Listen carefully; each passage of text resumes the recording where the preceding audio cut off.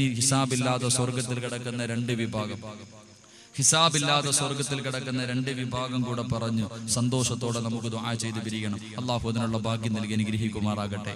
ഹിസാബില്ലാതെ സ്വർഗത്തിൽ കിടക്കുന്ന നാലാമത്തെ വിഭാഗം, ഹിസാബില്ലാതെ സ്വർഗത്തിൽ കിടക്കുന്ന നാലാമത്തെ വിഭാഗം ഏതെന്നറിയുമോ?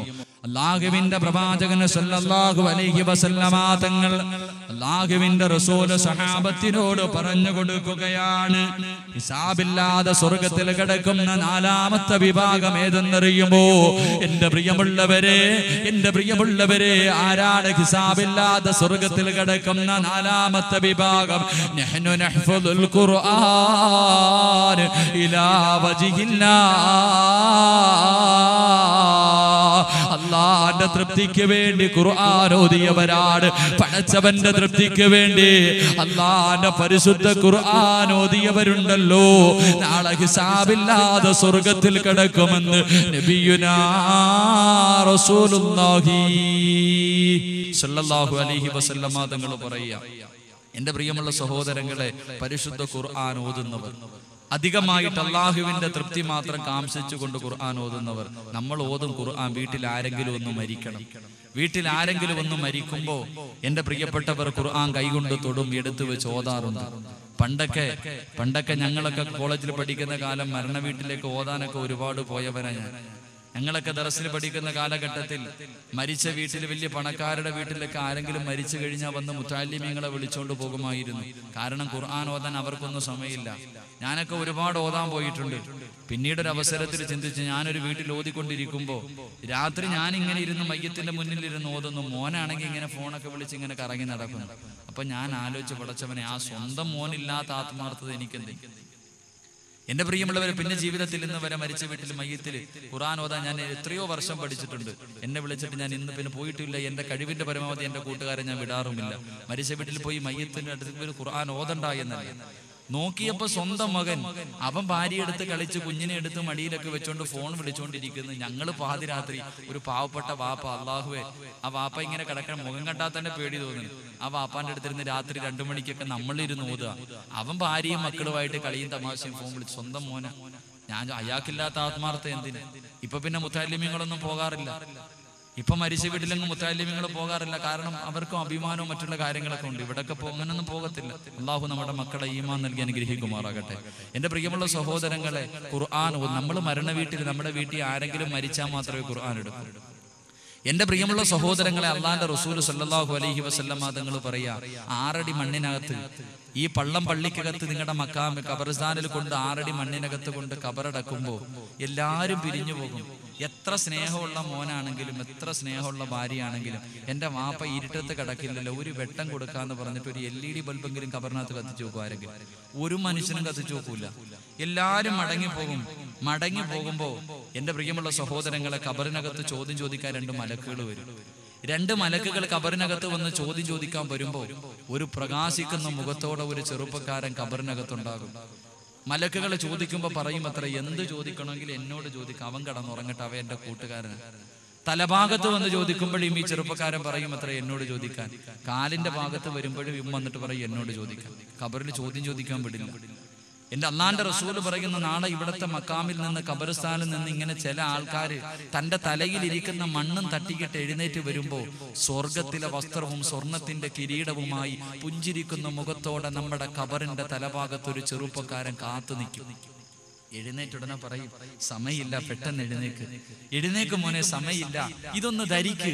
സ്വർഗത്തിന്റെ വസ്ത്രമെടുത്ത് ശരീരത്ത് ധരിപ്പിക്കും. സ്വർണത്തിന്റെ കിരീടമെടുത്ത് തലയിൽ വെച്ചിട്ട് തന്റെ കൈയും പിടിച്ചുകൊണ്ട് അള്ളാന്റെ മുന്നിലേക്ക് നടന്നു ചെല്ലും. പടച്ചവന്റെ മുന്നിലേക്ക് നടന്നു ചെല്ലും.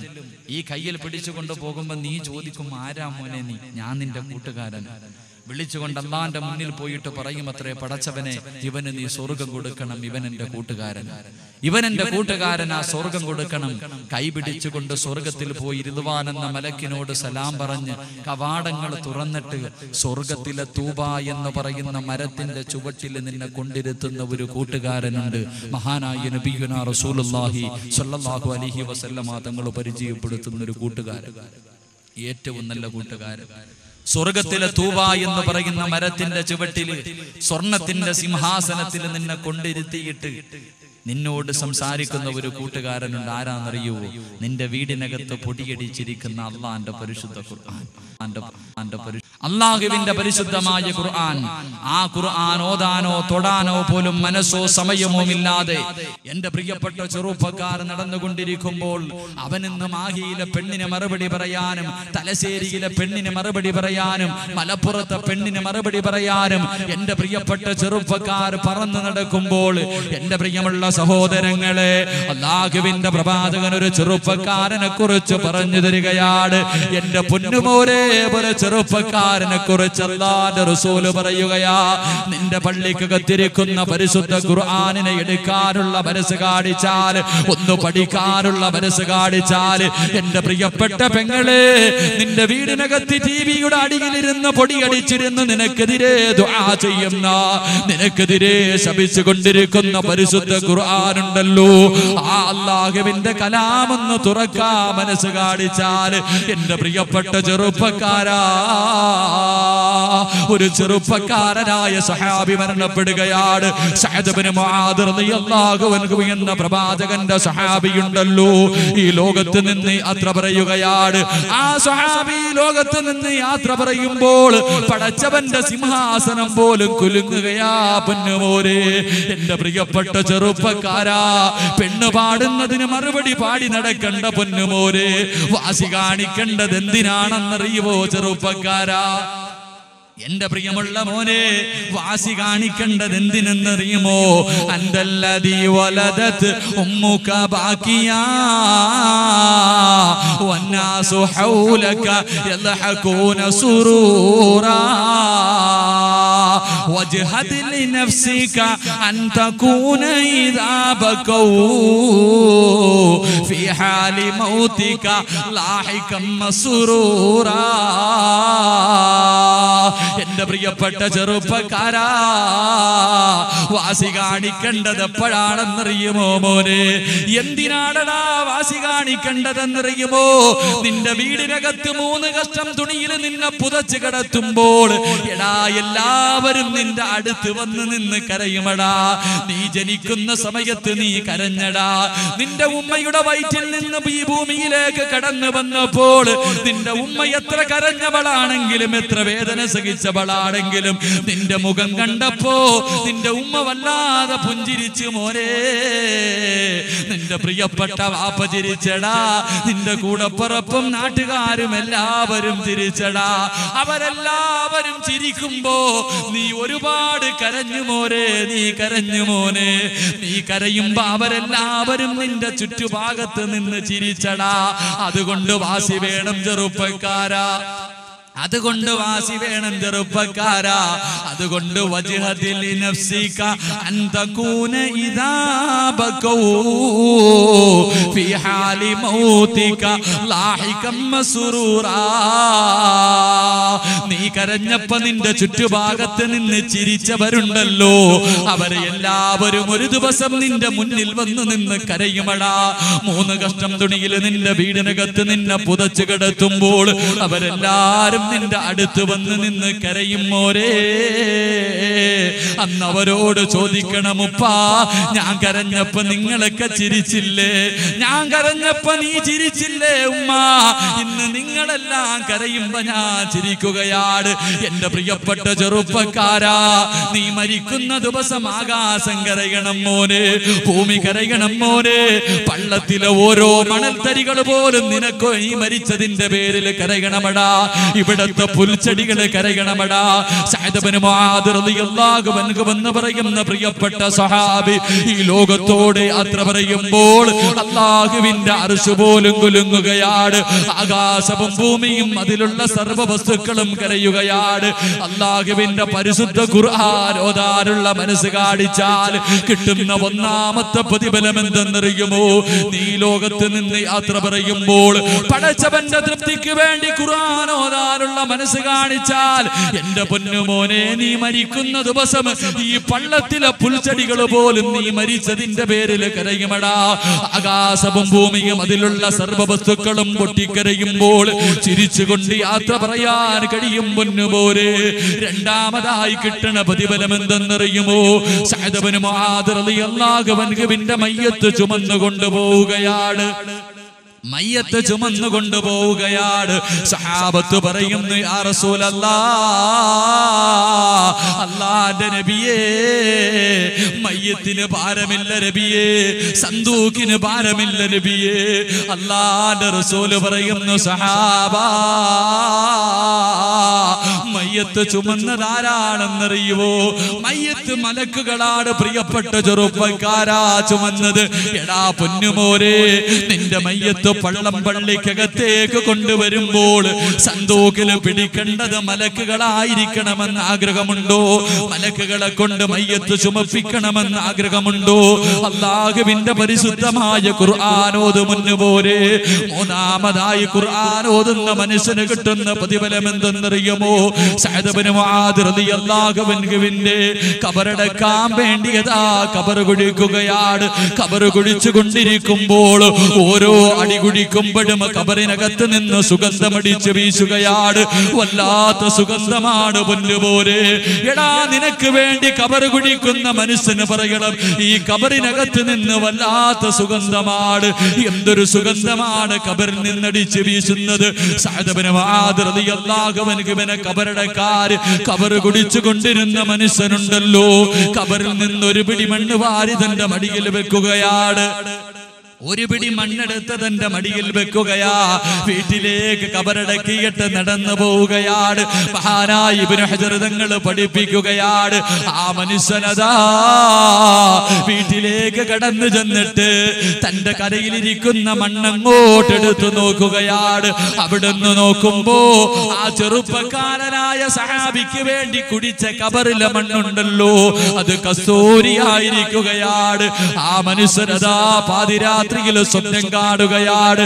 മഹാനായ സഅദ് ഇബ്നു മുആദ് റളിയല്ലാഹു അൻഹുവിന് ആ ഖബർ കുടിച്ച മനുഷ്യന് സ്വപ്നം കാണുമ്പോൾ അവിടുന്ന് ചോദിച്ചു, സഅദേ, നീ മരിച്ചപ്പോ ആകാശവും ഭൂമിയും പൊട്ടിക്കരഞ്ഞല്ല സഅദേ? നിന്റെ മയ്യത്ത് ചുമന്നു കൊണ്ടുവന്നത് മലക്കുകളാണല്ലോ.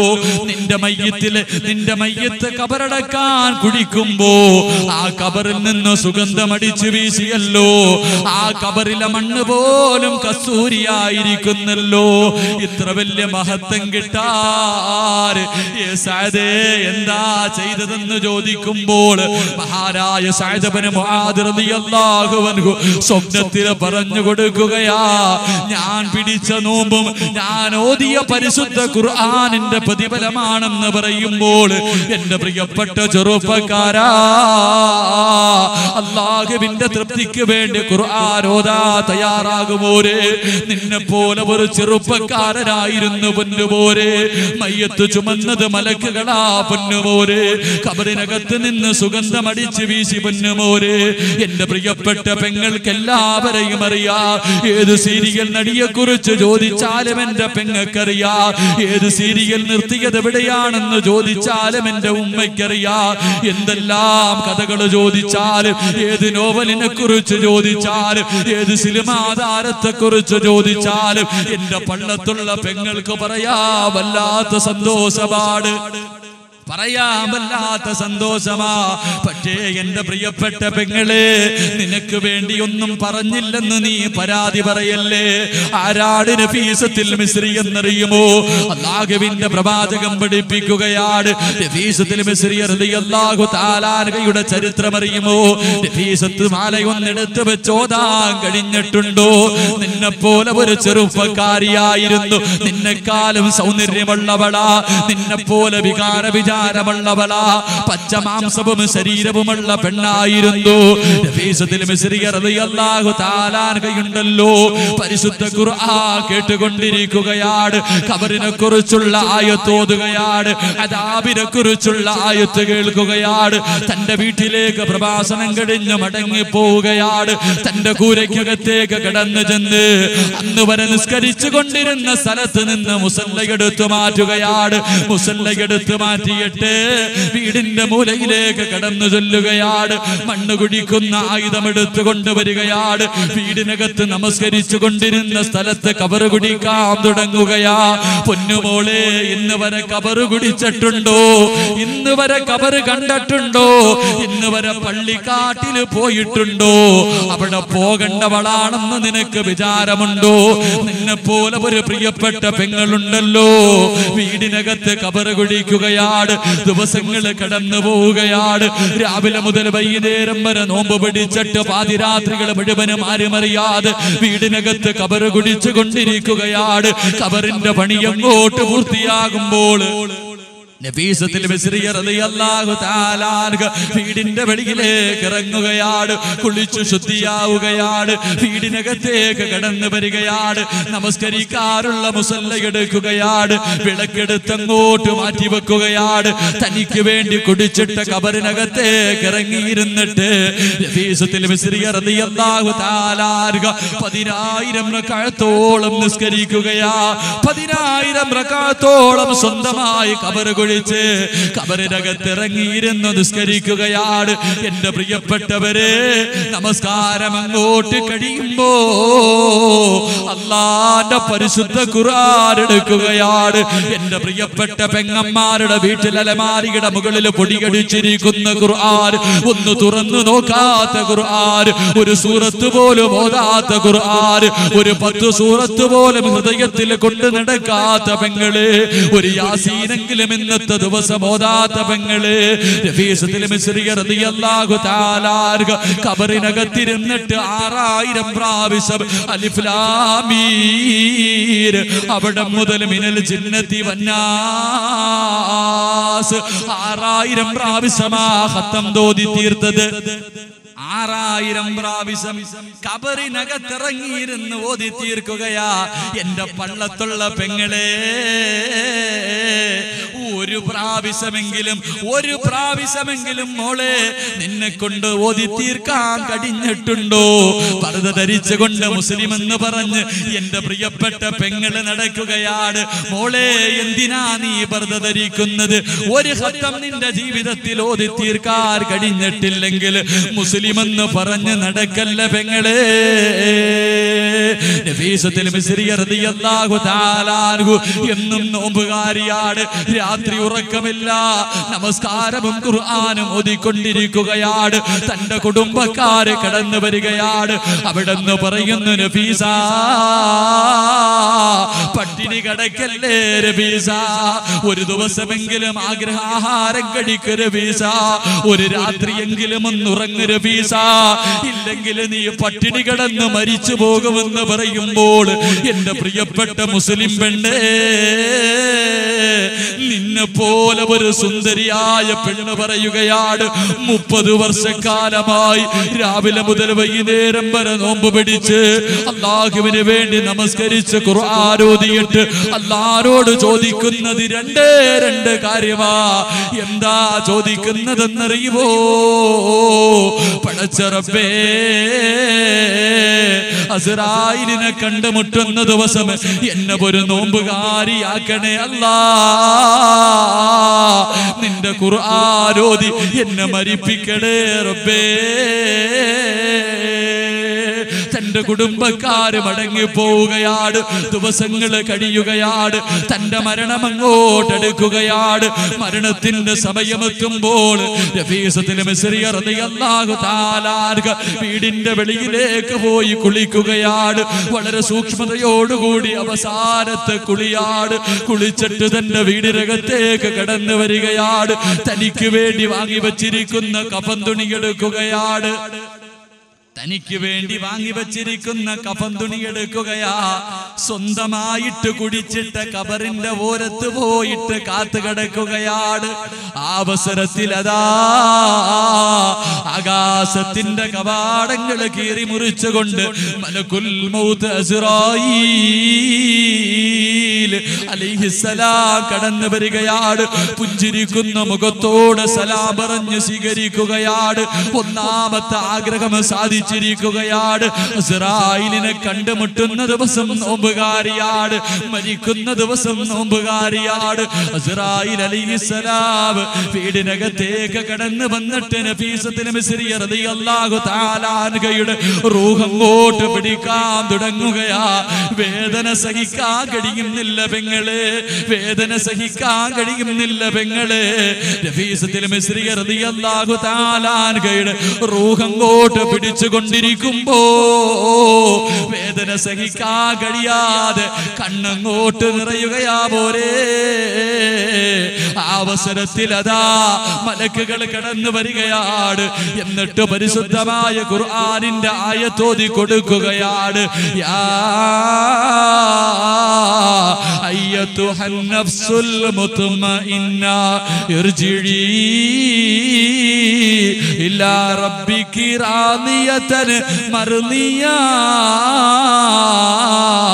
ഫദ്ഖുലി ഇബാദി വദ്ഖുലി ജന്നതി. മലക്കുകൾ കടന്നു വന്നിട്ട് പറയുന്നു, മലക്കുകൾ കടന്നു വന്നിട്ട് പറയുകയാണ്, ഏ നഫീസ, കരയണ്ട നഫീസ, വേദനിക്കണ്ട നഫീസ, ദുഃഖിക്കണ്ട നഫീസ, നോക്ക് നഫീസ, നിന്റെ റൂഹിനെ സ്വീകരിക്കാൻ മലക്കുകൾ തിക്കും തിരക്കുമാണ് നഫീസ. ആകാശത്തിന്റെ കവാടങ്ങൾ തുറന്നിട്ട് കാത്തു നിൽക്കുകയാണ്. അതുകൊണ്ട് ഇർജിഇ ഇലാ റബ്ബികി റാദിയതൻ മർദിയ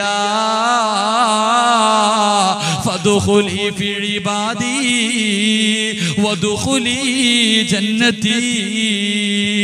മലക്കുകൾ അങ്ങോട്ട് സ്വാഗതമരുളുകയാണ്. മലക്കുകൾ സന്തോഷ വാർത്ത അറിയിക്കുകയാണ്. തന്റെ ഒന്നാമത്തെ ആഗ്രഹം നടന്നിരിക്കുകയാ. നോമ്പുകാരിയായി മരിക്കണമെന്ന് ആഗ്രഹം നടന്നു.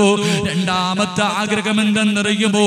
കബർ കുടിച്ചിട്ട് കബറിനകത്തിറങ്ങിയിരുന്ന് 6000 പ്രാവശ്യം ഓതി തീർത്ത പരിശുദ്ധ ഖുർആൻ ഓതി മരിക്കണമെന്നാണ് രണ്ടാമത്തെ ആഗ്രഹം. തന്റെ മരണം അങ്ങോട്ടെടുക്കുമ്പോ പരിശുദ്ധ ഖുർആൻ എടുക്കുകയാണ്, അല്ലാഹുവിന്റെ കലാം എടുക്കുകയാ. എന്നിട്ട് എന്റെ പെങ്ങളെ ഒരായത്തോതുകയാ മോളെ, ഒരായത്തോതുകയാ മോളെ. മരിക്കുമ്പോ ആയത്തോതി മരിക്കണമെന്ന് നിനക്ക് ആഗ്രഹമുണ്ടോ? അതിനെന്താ ചെയ്യേണ്ടതെന്നറിയുമോ? ഇന്ന് വീട്ടിലേക്ക് മടങ്ങി പോകടേ, ഒന്നുമെടുത്തിട്ട് പരിശുദ്ധ ഖുർആൻ എടുത്തിട്ട് അതിന്റെ മുകളിലിരിക്കുന്ന പൊടി തുടച്ച് കളയണം. എന്നിട്ടൊരു സൂറത്തോതണം. എന്നിട്ട് 2 റക്അത്ത് നിസ്കരിച്ചിട്ട് അല്ലാഹുവേ, അറിവില്ലാതെ പ്രവർത്തിച്ചതാണല്ലാ, പൊറുത്തു തരണേ എന്ന് പൊട്ടിക്കരഞ്ഞുകൊണ്ട് തൗബ ചെയ്യണേ. നഫീസത്തുൽ മിസ്രിയ റളിയല്ലാഹു തആല അൻഹയുടെ മരണമെടുത്തപ്പോ ഒരായത്തോതിയിട്ടാ മരിച്ചുപോയത്. ഏതായത്താ ഓതിയതെന്നറിയുമോ? ലഹും ദാറുസ്സലാം, ലഹും ദാറുസ്സലാം ഇൻദ റബ്ബിഹിം വഹുവ വലിയുഹും ബിമാ കാനൂ യഅമലൂൻ. സ്വർഗത്തിന്റെ ആയത്തോതിയിട്ട് മരിക്കുകയാണ്. അതുകൊണ്ട് എന്റെ പ്രിയപ്പെട്ട പെങ്ങളെ, നാളെ നിന്റെ കൈപിടിച്ചുകൊണ്ട് സ്വർഗത്തിന്റെ വസ്ത്രം ധരിപ്പിച്ച സ്വർഗത്തിന്റെ സ്വർണത്തിന്റെ കിരീടം നിന്റെ തലയിൽ വെച്ചിട്ട് നിന്റെ കൈ പിടിച്ചുകൊണ്ട് പടച്ചവന്റെ മുന്നിൽ ചെന്നിട്ട് അല്ലാഹുവേ,